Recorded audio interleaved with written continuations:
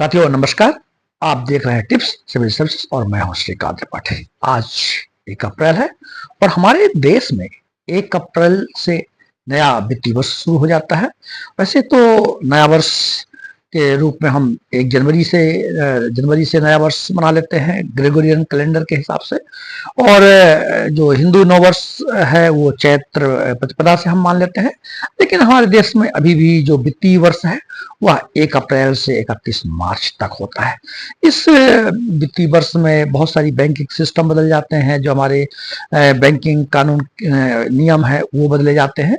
लेकिन 1 अप्रैल को एक खास दिन के तौर पर याद किया जाता है। उसे हम फूल डे या मूर्ख दिवस भी कहते हैं।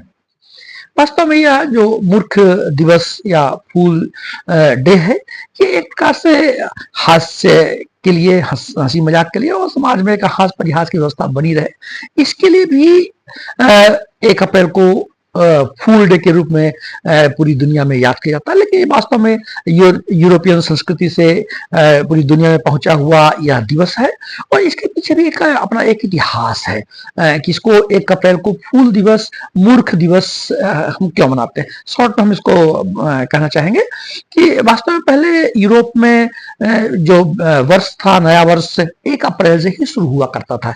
लेकिन जब पोप ग्रेगोरियन 13वें जो रोम में जो पोप का जो पद होता है, तो जब ग्रेगोरियन 13वें जिससे ग्रेगोरियन कैलेंडर लागू हुआ, जब इन्होंने ग्रेगोरियन कैलेंडर लागू किया तो ग्रेगोरियन कैलेंडर से जो नया वर्ष हम 1 जनवरी से शुरू कर लेते हैं। लेकिन यूरोप के कई देशों में, यूरोप के लोगों में या तो यह संदेश पहुंच नहीं पाया, या बहुत सारे लोग इसको मानने से इनकार कर दिया, और 1 अप्रैल को ही उन्होंने नया वर्ष के रूप में मनाया, नया वर्ष माना गया। तो जिन लोगों ने 1 अप्रैल से ही नया वर्ष को माना, उन्हें लोग हंसी मजाक में, हास्य में फूल कहना शुरू कर दिया, मूर्ख कहना शुरू कर दिया। इसी से ये 1 अप्रैल एक मूर्ख दिवस के रूप में याद किया जाता है। फ्रांस में भी 1 अप्रैल को फूल दिवस के रूप में मनाया जाता है, और वहां इसे अप्रैल की मछली कहा जाता है। अप्रैल की मछली फ्रांस में कहा जाता है। तो ये सामान्य सी बात है कि इसको फूल डे के रूप में हम 1 अप्रैल को याद करते हैं।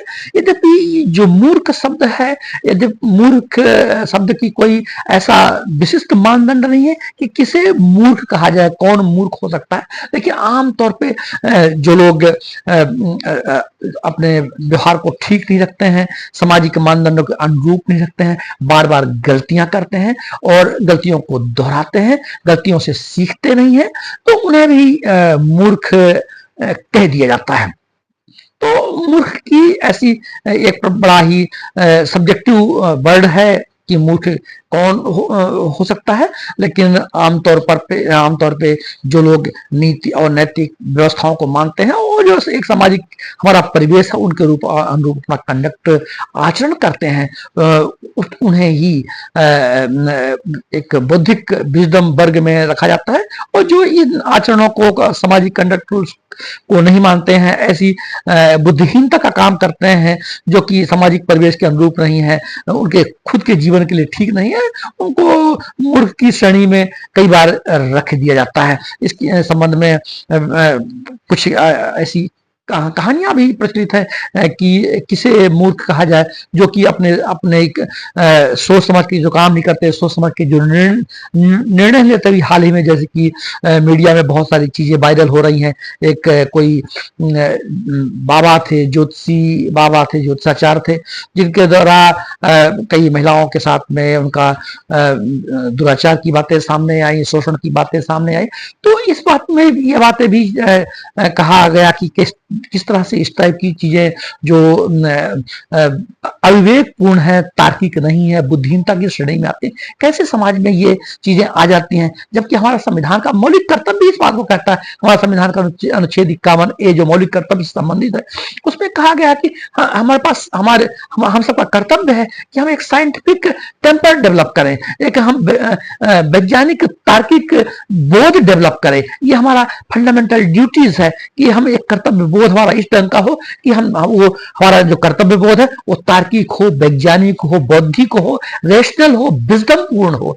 जब हम समाज में ऐसे कोई कार्य कर देते हैं जो अतार्किक हो, ऐसे तांत्रिकों के से हम संपर्क में आ जाते हैं, ऐसा अंधविश्वास में आ जाते हैं जो कि अवैज्ञानिक है, और उस अंधविश्वास अतार्किक बातों में आकर के कई बार हम ऐसे आचरण को अपने जीवन में ला देते हैं जो कि सामाजिक दृष्टिकोण से अनुचित कहा जाता है। इसलिए कहा गया है कि हमें मूर्खताओं में नहीं पड़ना चाहिए, हमें अपना बौद्धिक विवेक, प्रज्ञा, प्रखर रितंभरा को डेवलप करना चाहिए। इसके लिए हमारे खासकर भारतीय संस्कृति में बहुत सारे उपाय, उसके लिए सत्संग, साहित्य संग, साधना, मौन, ध्यान, ऐसी बहुत सारी विधाएं बताई गई हैं जो कि हमारे विवेक को, हमारी बुद्धि को, हमारे विजडम को, हमारे रेशनल को, हमारी तार्किकता को, हमारी बोध को जगाता है, हमारी बुद्धि को तीक्ष्ण करता है, हमारी रितंभरा को, हमारी प्रज्ञा को प्रखर करता है। अगर हमारी रितंभरा, हमारी प्रज्ञा प्रखर होती है तो हम ऐसी